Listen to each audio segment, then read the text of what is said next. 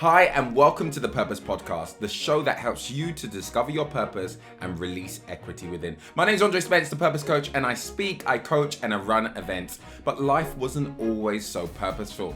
Starting out my career on a reality show called Sweet 16, scouring through multiple different types of jobs within the creative and entertainment field, the fact is I always ended up feeling fear, frustration, and failure. But it was my mentors that helped me navigate and discover my purpose. It's my hope through these sit-downs with my influential friends and industry leaders that this podcast will serve as your mentor and help you discover your purpose and release equity within. Cool. So in the building today, guys, we have Faith Child. So he sent me his bio and it's very nice and long, isn't it? It's the you can't really condense 20 years into. Wow, that's a deep word. But I'm going to choose a couple of paragraphs. You've got amazing stuff in there. Faith Child is a MOBO and multi-award-winning rapper, presenter, and one of the UK's top contemporary Christian artists. Having been at the forefront of UK urban music in the Christian community for over a decade, Faith Child has helped to define a new sound of music and redefine what an independent artist can achieve. And who said that? That's from Premier Gospel radio station. Yeah. Being a seasoned performer, he has performed in over 23 countries in intimate settings of 50 people, as well as larger audiences in excess of 50,000 people across Europe, America, and Africa. What African countries are in there, sir? Nigeria, Malawi, and Ghana. Wow. Good. Any European countries? Honestly. Yeah, Czech Republic, Slovakia, Slovenia, Estonia, Poland, Turkey, Cyprus. He's been everywhere. All right. With a bachelor's honours degree in the performing arts, Faith has a value for education and encouraging young people to learn as much as they can from education system and from life experiences. He runs workshops and motivational talks with the aim of inspiring young people in particular to release their potential and materialize their dreams. His heart is for serving and giving back, and a natural ability to connect with people has resulted in him becoming an ambassador for numerous initiatives and through corridors of power to effect change and be the voice of a generation. Can we give a round of applause to Faith Child? By the way, we've only got Mike in the building. That last there's two mics. That last paragraph sounds like you. It did. That's what I was thinking. I thought it was like almost copying me for a second. I mean, as you thought. It's because we're brothers in Christ. And we want the same thing, isn't it? What do you really want? Money. No, I'm playing. Yeah, I wasn't expecting that one, you know. I was like, okay, no, wow, this is a you have to add some sauce to the podcast, innit? You can't just be bare serious. 100%. I feel like money is important though in life, but that's not my main goal. Yeah? Yeah, money is important in life.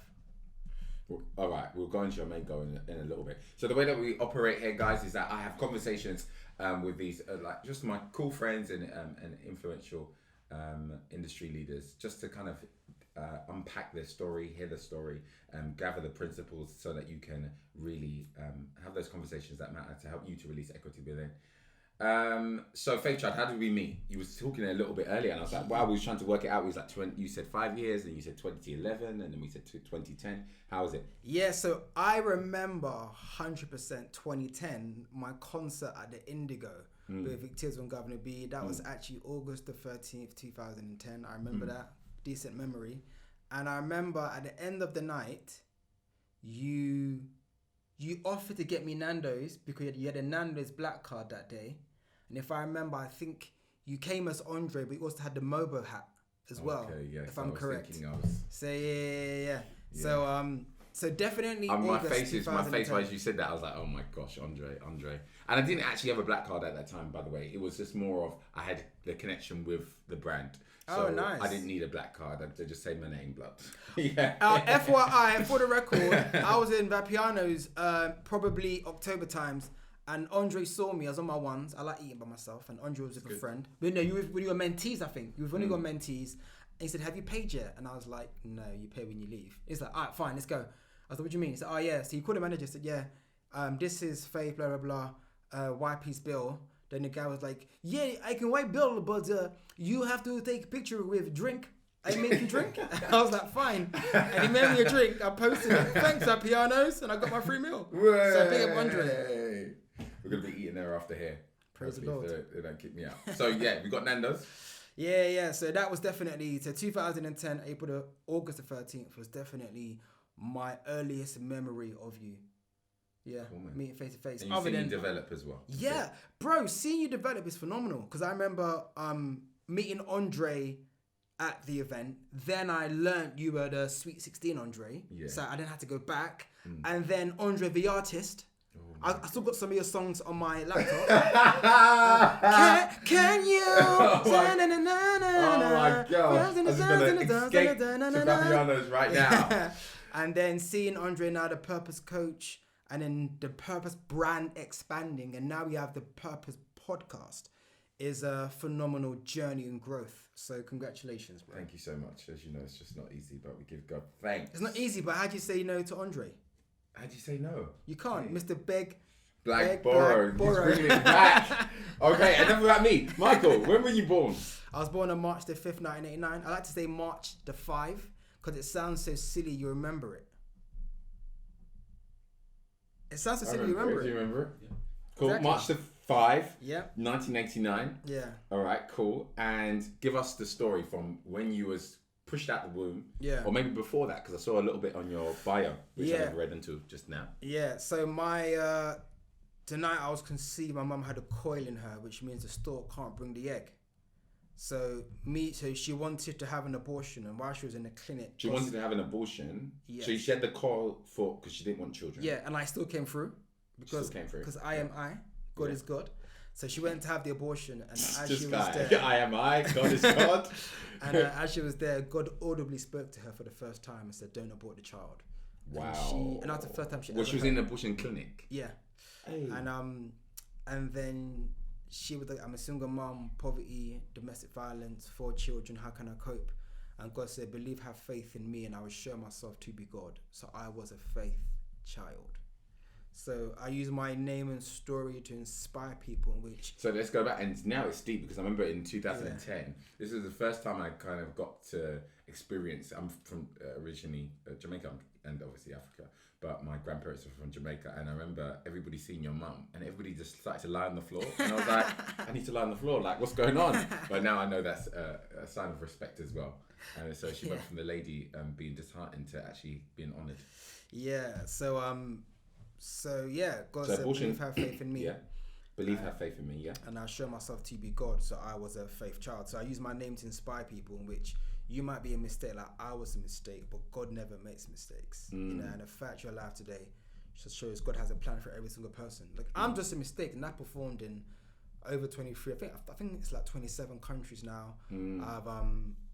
I've met these influential people, etc., and I'm just a mistake, quote unquote. So and if you feel like you're broken, you know, I think God is glorified more when broken vessels do phenomenal things. You know, the Bible is full of people who shouldn't dare have that position. There's a popular phrase you hear in church, you know, God doesn't call the qualified, he qualifies the called. Yeah. Like imagine if TD Jakes, decided to have a debt collector. So who is TD Jakes for some people that don't know? Oh, apologies. TD Jakes is one of the most influential and preachers and entrepreneurs and businessmen in America. He actually owns like a state, I think, like a district actually in Dallas where he is, which is phenomenal. But anyway, so imagine like having this huge preacher having like defrauders, tax collectors, fraud men, people with anger management on his team. You'd be like, nah, surely you can't have that. Like, how would that ever run? But God still uses these people and does phenomenal things through them. I'm about to get into preach mode, but I won't. But yeah. You can preach, bro. So God is good. But yeah, so God does allow to use broken people. And that's good. To do phenomenal things. For sure. And you mentioned your mum was inside the clinic. Yeah. God gave her the voice and said, believe and have faith in me. Yeah. Then what happened? So you was then given birth. Your mum and dad together at the point? You said so they actually weren't. They were more or less, well, their relationship was a bit like on and off, sort of. So she kept me, and God said to her, I'll make his pregnancy easy if you keep him, and I'll show you favor. My pregnancy was only 1 hour labor, which is supposed to be a phenomenal thing. And I was born on Mother's Day of that year. So I was a Mother's Day gift to my mother. But yeah, so March to 5. yeah, see, there you go. It's in your brain.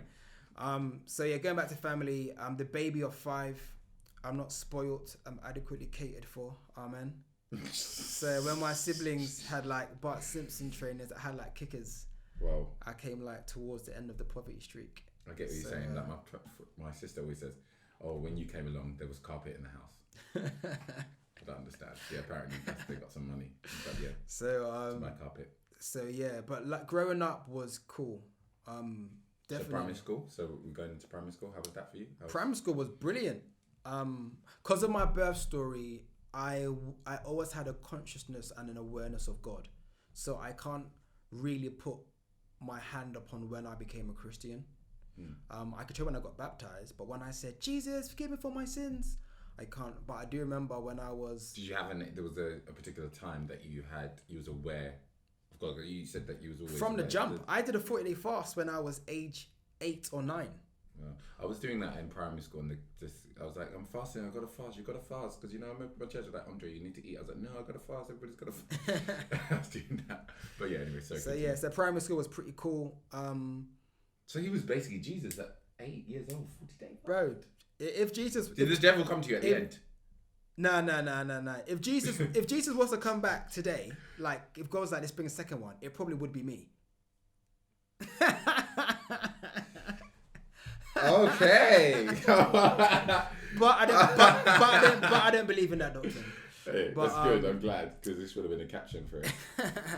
But yeah, so primary school was good. Secondary school was phenomenal. I was head boy in secondary school. Wow, I tried to go through that, but then I was going to say the white people, but I'm not going to talk about that. Anyway. So yeah, secondary school was phenomenal. Like typically in school, all the cool kids are like underachievers, the naughty one, troublesome. But all the cool kids were like in the top set. Yeah, and I was in but typically all the cool kids are like the naughty ones, innit? Yes. But in my school, and then the bottom. Okay. Yeah, but in my school, all the cool kids were academic. Also, I went to a school called St. Mary's, which is right opposite West Croydon bus station. So in my song, you had to take flights there all the time. So they say. So yeah, in my song that was then, I say, bus station. What do you know about Fulton Heath? Bus station was known for the beef. So my school was opposite bus station, and that was the hotspot for fights. So all the schools in Croydon would have to pass through West Croydon bus station, and you would get beaten up. So we got like stray beef. It's like, dude, I'm just trying to get to school. We would get stray beef for no reason. But till this day, I've never actually had a fight in my life. Same as me. Somebody just punched me once. Yeah, I've never had a fight. I've never been punched. I took my way out of it. I've never been punched. Like the day when beef was supposed to happen, I'll just be ill miraculously, and I wouldn't go to school. Right. And that's the day the beef happens. Yeah. So secondary school was cool. I was always that Christian kid in school, and I've loved life ever since. I've genuinely loved life. I think I've lived what one could probably call a sheltered life, only because I feel like God's hand has forever been upon me. I think similar to me. I haven't been involved in much. Yeah. Because I think God must preserve some people, because I don't know about the whole drug stuff or gang violence or like you said, I didn't have fights. There was nothing like that. Talking about gangs, OMG. No. We made this like crew in school, and I called myself Nemo FM. As in Finding Nemo. What's your real name? My government name is Michael. That's the name on the PRS. Yeah. Michael. And they called me Nemo because they could never find me at school when it's time for beef. So Nemo FM means find me. So yeah, it was like the dumbest thing, but it was never serious. So you love life. So sixth form. So secondary, college. College, yeah. I studied performing arts at Carshalton College. Yeah. Which was brilliant, and I'll still do music at that time. So there'll be times where I'll leave college early to go to a TV performance or to go to a show somewhere. And because I did performing arts, they actually allowed you to leave school because this is what you're studying. If that makes any sense. So you're allowed to leave, kind of thing. So college was phenomenal. 2 years. Then I went to university to study performing arts again on a BA honours scale. Still doing music and pursuing that. But the beauty of that was that in addition to learning acting, I learned a bit of dance, radio, English language, English literature, psychology, cultural studies, cultural identities.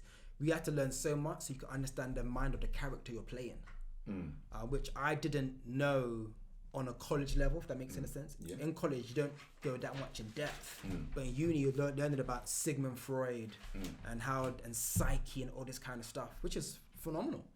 So yeah, uni was cool. I used my student loan to part fund my album, and I'm still making money from it in 2020. Student loan? Yeah, instead of using it, fund yeah, album, yeah. instead of using my money to buy like clothes or go on dates or whatever, I just used it to be fair, I wasn't the only one. A lot of musicians in the Christian music field, which I operate mostly within, did the same thing too. But yeah, amazing. So if there are any students who are listening, I would say use your student loan to kind of invest into something. Maybe save it for a property or save it for a business plan or just something more than quote unquote drip. Cool. And so moving on, you left university, then what happened? So we need to get up to 2020 now. So I think we've got another decade. Yeah, so... Or less than a decade. I finished uni 2010. So yeah you're right, a whole decade. Released my first album in 2009, December the 4th. So literally the last few moments of university, last few months. And then my mum had a pupil referral unit for naughty kids. So I was mentoring there, I think maybe once or twice a week. Just literally part-time, and other days I'm literally just in the studio performing, etc. And then that closed down due to government funding in 2013. Yeah. That's like, I think that's kind of when like the credit crunch got introduced. Yeah. It was always there, but you know when they give an actual name. Brexit's been around forever, but it only became a proper thing in the past 4 years. So yeah, 2013 I then got my TV job presenting as a producer, ambassador and presenter for Uprise Music TV, which was the leading mainly urban Christian music platform on Sky. So I did that till 2016, but still doing music, and did radio in between that. I've done like TV judging for talent shows like Time to Shine and a few other things, and and I still do youth work now with young people and mentor them, and still do music, still do TV. I want to get back into radio though, and a few more other things as well. I want to get properly back into acting. Wow. Okay. Yeah. What kind of role would you take as a Christian? Well, I can't do any kissing scenes with Halle Berry. Because I'm in a relationship with, let's say, Jesus. Sorry, with my girlfriend. So I wouldn't. How is that? So relationship-wise, I know that you said that you were my girlfriend. Been a virgin for, I think that was something, and it's changed now. No, I'm still a virgin. You sure? Yeah, 100%. Okay, cool. I think I am, unless something happened when I was sleeping. But yeah, I'm still a virgin till date. I never knew that people would find my inactivity of my loins interesting. Like so many, I've done numerous interviews and articles on it, and I think it's because it's rare to find. But although it is rare to find, I am not the only one. I know at least maybe 4 or 5 other virgins who are like my age or younger, and I think I know 1 or 2 that are older than me. But people say, oh, he's definitely gay then, since he's not sleeping around or whatever. But it's a thing of the mind. And going back to secondary school, I remember when I was in year 8, which means I'm 11, 12 gone on 13. I prayed a prayer for God to remove sexual desires from me till I get married. And it's so random because I wasn't even tempted. It felt like I was struggling. And then that would have been 2000 and maybe 2 or 3. Sex wasn't really a thing we did. In 2002 and 3, like sex wasn't in you need to talk to the girl that tries to do that with me. Like if you think in my school, sex wasn't we weren't really having sex. It wasn't really a conversation. Like you knew of your body part, but now in secondary school, sex is normal now. Yeah. But do you know what I mean? So 12-year-olds. It's mad because if I'm going to be honest, in my school there was people that were talking that. And it was a Christian school, fam. But was everyone? Probably not everyone. Was it a norm? There was maybe those weird people. I'm sure you had 1 or 2. But amongst the cool guys, which obviously I was in the cool set. Okay, you know the cool set the trend for the rest of the school, innit? Or the rest of the year group. Yeah. So if we're having sex, everyone's having sex. But yeah, my friends weren't. We had girlfriends. and probably kiss them and like touch their bums and that. But in regards to like intercourse, nah. So I just prayed that prayer one day, and that prayer and God's grace is holding me today. I don't want to act like it's my own doing. There's been opportunities for me to actually have sex, but I've not wanted to actually go through with that. We'll probably touch on that back in a little bit later. So where are you at now? So you said you do youth work, TV, music, etc. Yeah. But I'm probably gonna now go back, but even before all of that, you said that you've loved life. Yeah. Right, Mikey said he's loved life. All of that business. But what's your biggest fear? My biggest fear in life is not being able to provide for my family. Yeah. That's legit my biggest fear in life. Yeah. And is there any more? Oh, and animals, but that's a different type of fear. That's a different type of fear. But yeah, I just feel pressures, you know, like the kind of roles men have to play. You know? And yeah, that's my biggest fear in life. And it's not that I don't like I feel like I'm not going to be able to. Yeah. But I feel, having seen like my mum work 3 jobs, with my eldest sister working 2 jobs to provide for 6 mouths. Instead of me using my absence of my father to be bitter, to get better. So this is what I want to ask. So I know that you said that your mum and dad's relationship was on and off, but how, we're going to go back now. Yeah. How was it growing? Because you said that it's phenomenal and great. Yeah. But I know you said that your mum and dad's relationship was on and off. So your dad was absent. Yeah. Yeah. Yeah. So how did that? Because I'm sure if you're going to school and seeing other people with their dads coming, that can actually do something, as you were talking about earlier, on your psyche. I probably need to go to therapy, and I'll tell you why. Because I probably need to go to therapy, and I'll tell you why. Today's therapy. Because I didn't because I didn't think that affected me in one bit. Well, you just said something to me though. That you've mentioned to me. Oh, that the fear of not being able to provide for your family. Yeah. And the roles that men have to play. Yeah. And then you've spoken about your mum having to work 2 jobs, 3 jobs, and your sister has to work 2. Yeah. So evidently you haven't been able to see what I've realised anyway. I'm not a psychiatrist or anything like that, or therapist. But you know, when we are younger, we think we can rule the world, can do anything we need to do, and we look to our moms when we're younger. But then when we get into our teenage years, we kind of look to our father to understand and discover what is it to be a man. And so I can understand lacking that will invite a lot of fear, because how can you then? You're not able to actually see what it is to be a man, because your dad has never been that and been that role model for you to be able to know how to act that out later on. Yeah, I think for me, which is why for me personally, I can see in your story that you would have a fear of not being able to provide for family, because it's like, what does that really look like? Possibly so. I think for me, I just saw what's my dad good at, what's he not good at, and then the stuff he's good at, I take, because he'll still come around for like birthdays. I'll still see him. It's not like he was a million miles away. But then the stuff he wasn't good at, okay, cool. Instead of me getting angry at him, I'm just gonna make sure that I do the total opposite, as in a positive thing for my family and my children. Also, me having my older brother in the house, that was my male figure. But my brother didn't have an older brother. So if anything, my brother had more of the deficit than I did. So my brother will buy me trainers. My brother would say, hey man, let's go get McDonald's. My brother would do all that kind of stuff. So I never really felt the absence of my father, but my brother would have. Because he wasn't really the man of the house. Because my big sister would have been my mum's partner, so to say, because she's the firstborn, and my brother's the middle child, the thirdborn. But me having that other male, totally fine. My mum dropping me to school and me seeing other dads, that never even crossed my mind till today. And I'm 30 years old. So I think, again, sometimes life is just life. So sometimes, for example, like, this is a fake scenario now. You have to boil water on the pot every morning to bath. That's normal. Then go to your mate's house and they just turn on the shower and it's hot. And you're like, oh, I didn't know hot water came from the tap. So them ones were, that's just life. So a lot of people that maybe are in gang life and see people die all the time, I've never really lost. I probably only lost like my grandma and like a man called Lucas Langdon who really trusted and believed in me he was like a record label guy.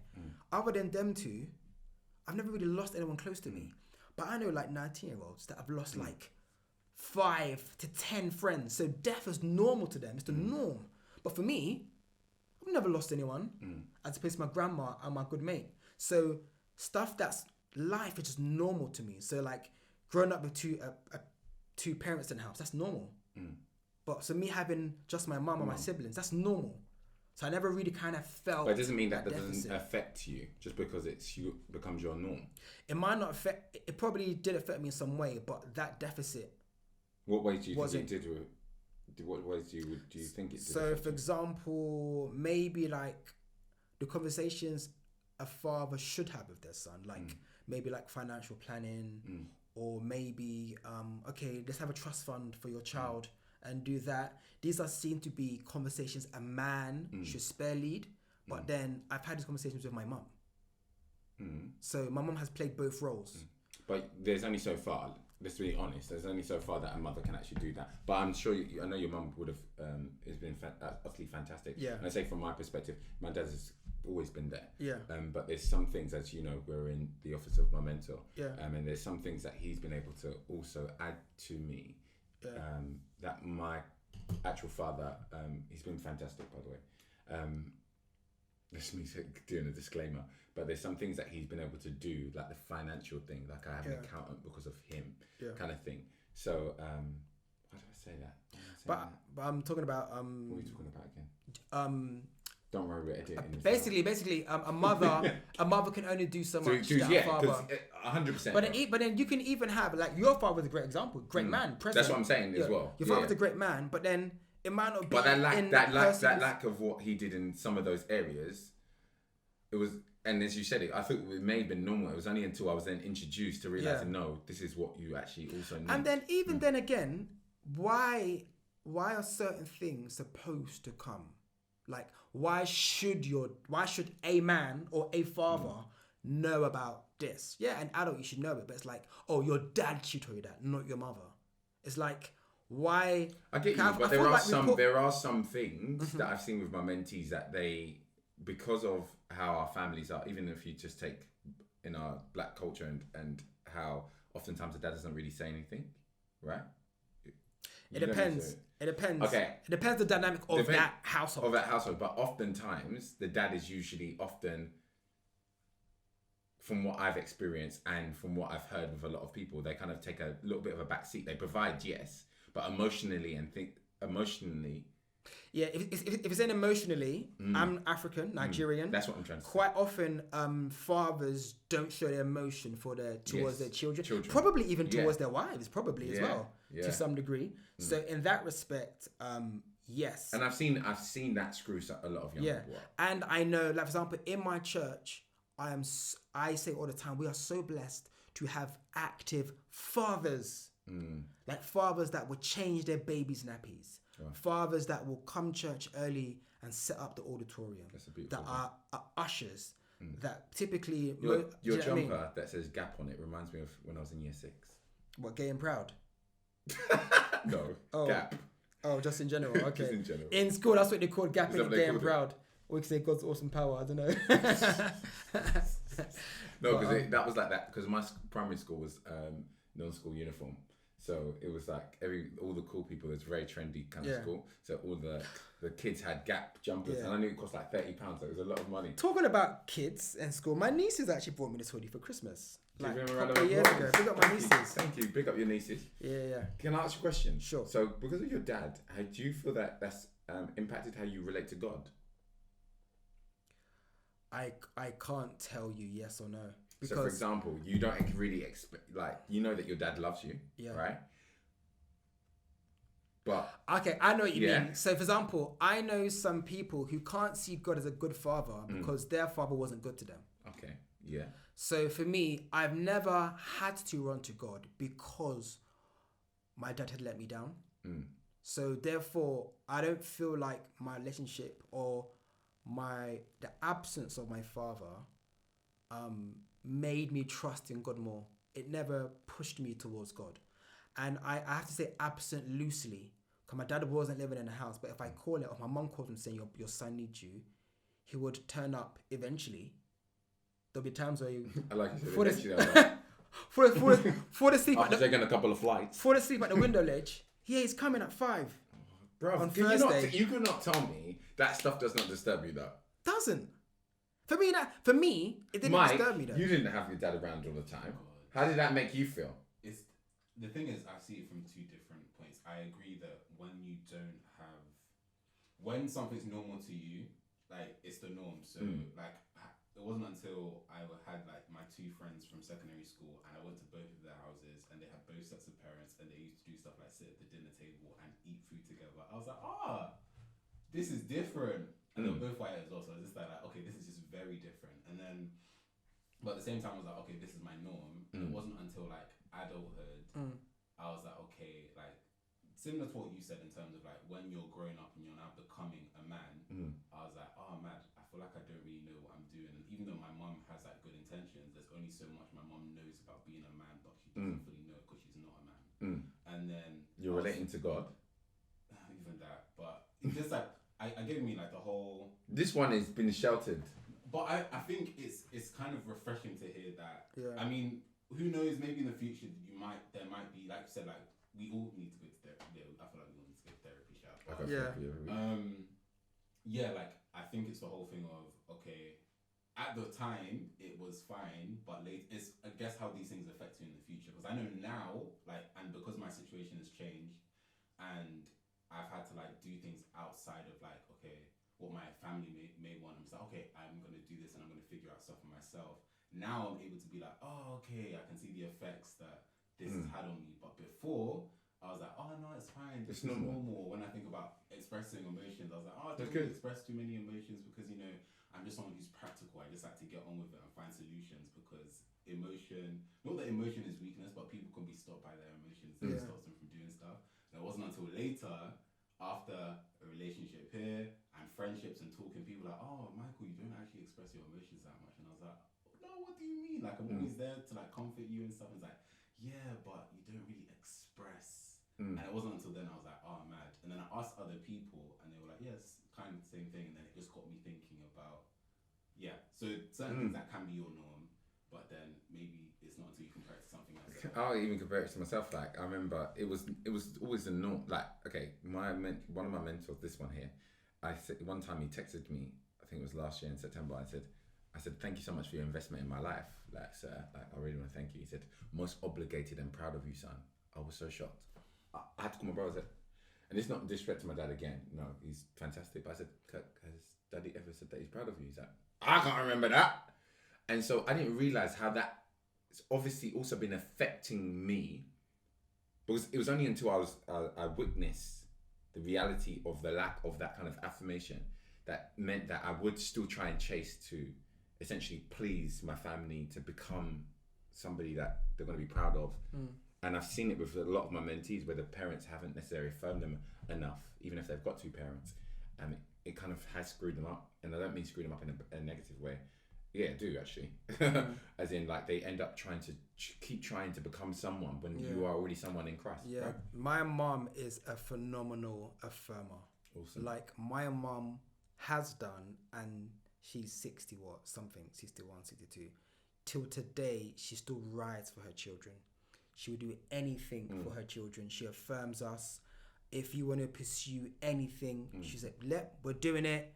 She'll get you the connections if she has them. She'll get you the tools. And I think, so for me, and I wouldn't say she was filling the void. Oh, because his dad's not here, that was just her. So I think because again, like the house is full. I got 4 siblings, a brother and 3 sisters and my mum in the house. I don't have time to worry about my dad. Like the house is busy. Do you know what I mean? Like my sisters cook. I cooked a little bit, but I didn't have to. I was a baby. I was proper young then anyway. So it was like, there's literally no adequately catered for. So for me, it's like, there's no deficit. Even like when we struggled financially, like my mum would still take us to like Blackpool, Margate, Brighton. We might not have been going to abroad, but we're still going out. And the thing is, like, quite often, I'm going on holiday, where? Spain. Bro, you've been to Great Yarmouth. You've been to Bournemouth. Like, England actually have beautiful spots. It's only when I started traveling more to Europe. Your mother now made the saw most of what was going on. 100%. The situation. So it's almost like Jesus with 2 fish and 5 loaves. Like, she made sure she multiplied. Yeah. And to make sure that you're well cultured, etc. Yeah. I like what you said today about mistake. You was a mistake, but God doesn't make mistake. Yeah. What would you say to someone that feels like, you know, they're a mistake? They may have grown up in a care home, or they may have parents, but their parents aren't really interested in them. Yeah.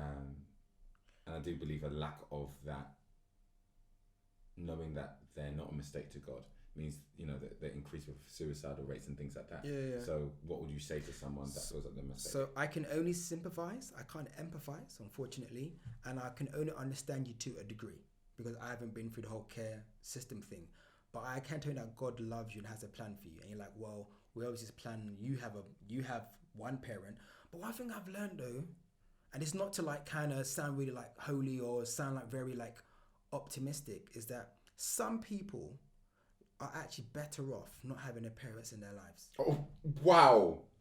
Honestly, some people are better off. Like some of us, like are I've come better, from better off not having their parents in their lives. Their parents in their lives. Like you're also expressing about like your daddy didn't really make a difference. You're saying that your mum catered and did everything. Yeah, like for example, I know of instances where like the father's like a really like terrible father, abusive or whatever.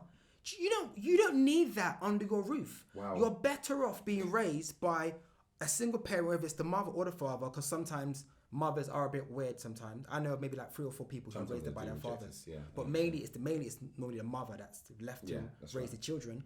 But if that father was in your life, he would have potentially steered you down the wrong path in life, you know?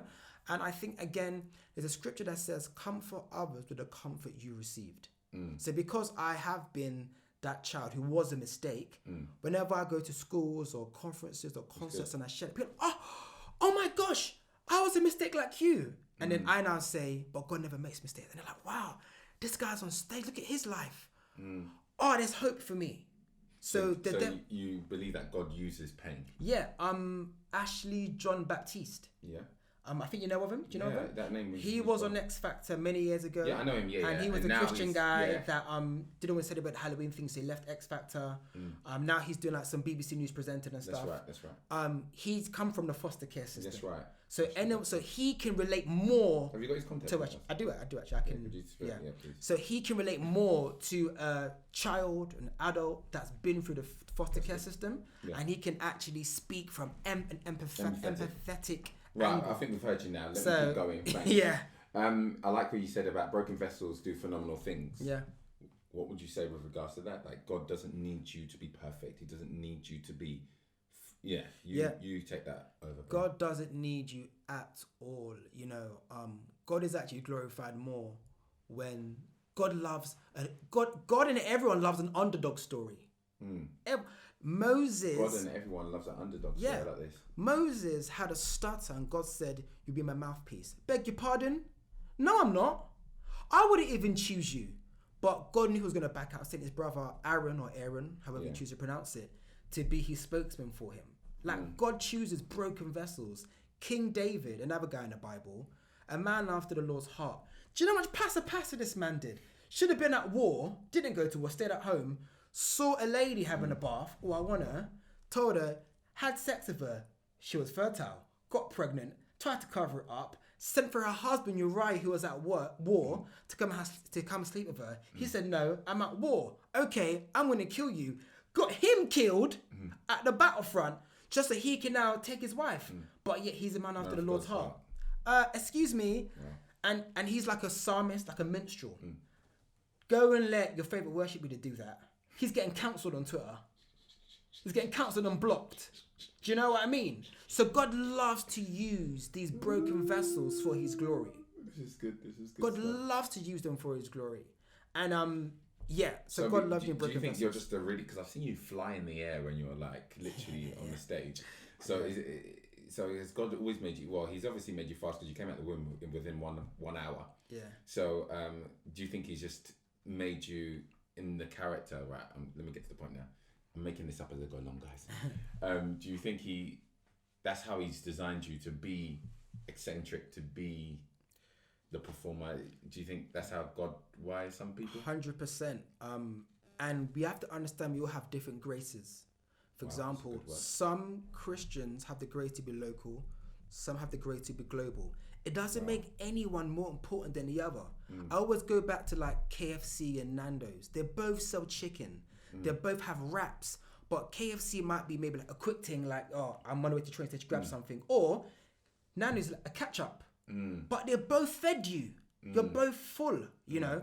So I feel like, again, quite often I'm the only Christian in certain settings. So whether it's like a VIP launch of a brand or of a company or whatever, I'm often a Christian. And they're, hey, Faith, like, can I talk to you? I've been going through this at the moment and I just feel like blah, blah, blah, blah. Can you pray for me? Or what do you think it means? And I'm so happy. I had a friend of mine, I met this guy on someone hacked my Twitter and said I was gay. So this guy DM'd me, said, hey, what's your BBM pin? Sent it to him. It's like, oh, so you're gay, right? I said, no, I got hacked. Are you gay? I'm bi, but don't tell no one. Okay, cool. I still kept in contact with him. And then he messaged me like a while ago saying, hey, man, I just feel like God is talking to me. I'm in LA in the studio writing. I just feel like God is talking to me. I just want to let you know. Now, if I was to quote unquote, if I was a quote unquote judgmental Christian, oh, you're gay, get away from me, homophobic kind of vibe, he would never have the confidence to let me know God is doing a work in his life. But because I have the grace to accept gay people, to accept sinners, I'm a sinner myself, to accept people of every orientation, God knows he can trust me in certain arenas. That's good. Humility.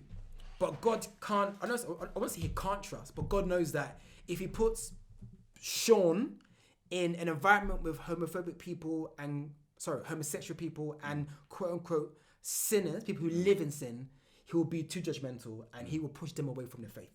But someone like me would give them open arms and see them, make them feel comfortable where they are and challenge them to live a better life. So yeah, we'll have different graces. Amazing.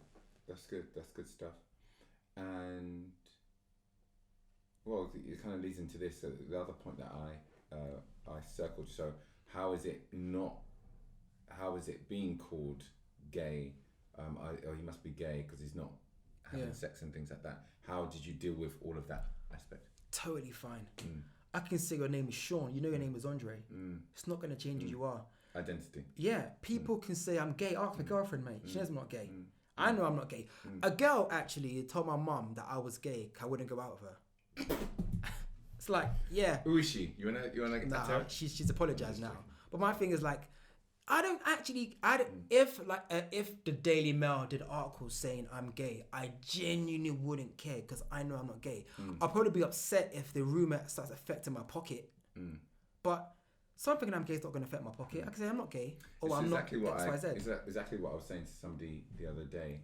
I must have mentioned to somebody. I was in Vapianos again. Big up Vapianos.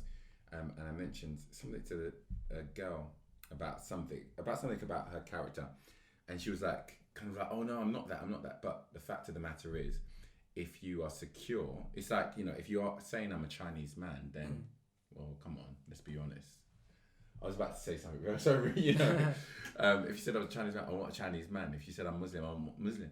So once you solidify your identity in Christ, then you're going into talking about, it doesn't really matter what people say. What do you think about when people say stuff about you in general then as well, on top of that? So people say stuff like, I don't care what people say about me. You're a liar, you do.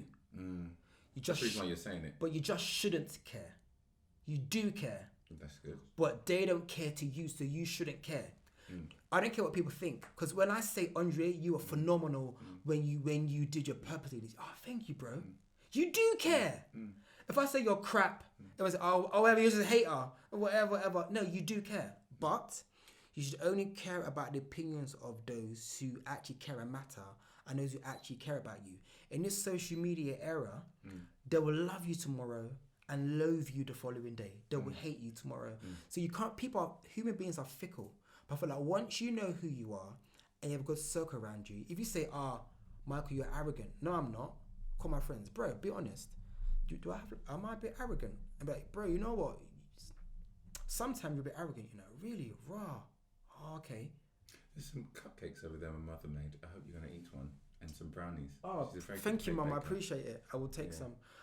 So for me, if anyone says anything, I'm like, I don't really care. But if it's something like character, as you said, I'm very cautious about character because quite often we can't see our own flaws. That's good. You know, so like, Andre, you're prideful. No, I'm not. I'm confident. You're actually prideful. Whatever. Am I prideful? Yeah. You know what? Sometimes your confidence can come across as pride. Oh, really? Oh, snap. Because the truth is, we don't see our flaws, and we don't. And quite often, we don't live out our flaws intentionally. So, you always cut people off when you're talking. You know, seriously. Sorry, just that my brain works so fast. I just got to get it out. So quite often, so I'm genuinely not. But quite often, we don't know our own flaws. So if someone points at a character flaw, I would be very willing. But if it's like, you're gay or whatever, I don't really care about that. But there's a character thing. I'd be like, oh, why do you think I'm prideful? Oh, because of the way you dress, or because you're so confident. No, that's just you think you're nice, innit? No, you think I'm nice. You think I'm nice. That's the problem there. But yeah. Good. Do you have any other questions? Can we give Faith Child a round of applause? There's only one other person inside here. Thank you. This has been good. I've enjoyed this. Have you felt? I loved it. Like, I genuinely like having conversations, and I feel like documented conversations. Because, for example, I saw a tweet the other day. I won't digress too much. And someone says, does your character online match your character offline? On Twitter, I'm different. The real me is on my Instagram story, not my Instagram feed. My Instagram story, I can control it. You can't really control Twitter. You can't really control Facebook. You can control your story because only those who follow you can see. But if someone retweets you, now a random guy in Indonesia has seen it. But I like having a conversation where people get to really see more to me. People know I have substance, but they get to know more of my story and more of who I am. It's beautiful. Mike, you're the only person inside the building. Do you have any questions? You can ask me any and everything, by the way. When are you getting married? On my wedding day. I won't ask you any more questions. Mike, he's too quick, isn't he? I like that. That was very good. Very good. Clearly, it's not the first time I've had that question. Yeah, I know. I literally was actually storing it in. I was storing it in a memory bank. You know, I'm telling you, I was storing it. You know, I was like, on my wedding day, I was ready. Yeah, come on. Mine would be. So most people know you as a Christian artist. Yeah. How have you? I'm sure you have. How have you like dealt with being put in a box or like labeled? Like I know we've kind of discussed like identity and stuff, but especially when it comes to artistry. And being a Christian, I don't know what it is. People just think, okay, if you're a Christian, then you're like an artist or you're creative. This is it. Or you have to have Jesus and everything. But how do you face that? How do you feel like you express yourself through your work? Do you feel like you have to have like Jesus Christ and everything? So thankfully for me, I can, as in the Christian world, and because of my character, I can kind of get away with anything. You know, some people can like Andre can get with nearly anything. Like Andre can be loud, he could be cheeky. It's Andre, man, cool. But let Sean do it. How dare you? Do you know what I mean? So with me, I've got songs about love, but I write from a Christian perspective. So I write about marriage, write about purity, whatever. And then I used to think many years ago that if you perform Christian songs outside of the church, they don't want to hear it. It's a lie. It's a lie. They do. Because people like to hear stuff different. Women are tired of hearing one night stand, mix Chantal with Chanel, mix Chanel with your girl, whatever, lyrical clientele, this rascal lyrics. But people actually want to hear substance. Like, oh my gosh. Like, for example, Dave at the Brit Awards, Dave has like songs about bear crud, and this and that, take your girl. But that was one of the most substance-filled lyrics and performances ever. It's got the balance right. So every human being like has a mix of righteousness and ratchetness. And if you can meet them in the middle, that's why Stormzy and Chance the Rapper work. Because like, blinded by your grace, big for your boots, meet your girl, do a facial on your girl. Hello? You're right, what's going on here? Oh yeah, he's the token Christian artist. No, he's not, bro. Let's be realistic. Do you know what I mean? But so yeah, thankfully I haven't really had that. But the beauty of having the label is that I got invited to perform at Sadiq Khan's Christmas carol service. Why? Not because I'm an inspirational artist, because I'm a Christian artist. Christmas, gospel artist, me. You know? So you know what it says on the tin. There'll be there'll be nothing derogatory on the song or whatever. So thankfully, me being that Christian, the only Christian artist in the room, has worked in my favor, and I wouldn't have it any other way. And just knowing that I'm honoring God is great. I've got songs in my new album that I'm writing now, which aren't about Jesus, Jesus, Jesus, but it's Christian morals. Do you know? Stop being violent. Respect women. It's Christian morals. How often would Jesus was speaking parables? And it's only when he's talking to the religious people that he'll be direct. You brood of vipers, this and that. Or, good teacher, what does that parable mean? It means you must sell all your goods before you enter heaven. But he didn't say it explicitly to the multitude. So it's them ones where, like, I can say on a love song, I'm looking for a good thing. You might just think I'm looking for a nice thing in it. But you know, I just quoted, he who finds a wife finds a good thing. So it's about being wise in how you write your lyrics. So yeah, thankfully, God has been gracious to allow me to navigate very well. Thank you. Yeah. Another round of applause for Michael. So we've come to the end, and we just want to thank you so much for listening to the Purpose Podcast. So our Michael, what's your at? My at is actually first and primarily follow the Purpose experience, the Purpose Podcast, all the Purpose branding.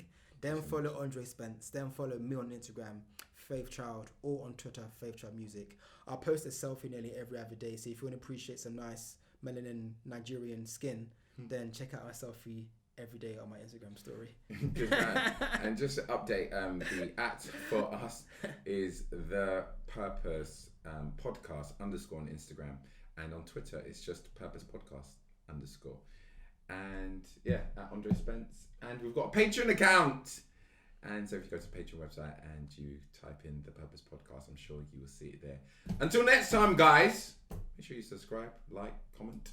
No, we're not going to do all of that. What you need to do is go on iTunes and make sure you do a review. Thank you very much. And yeah, we'll be back soon. Thank you so much. God bless.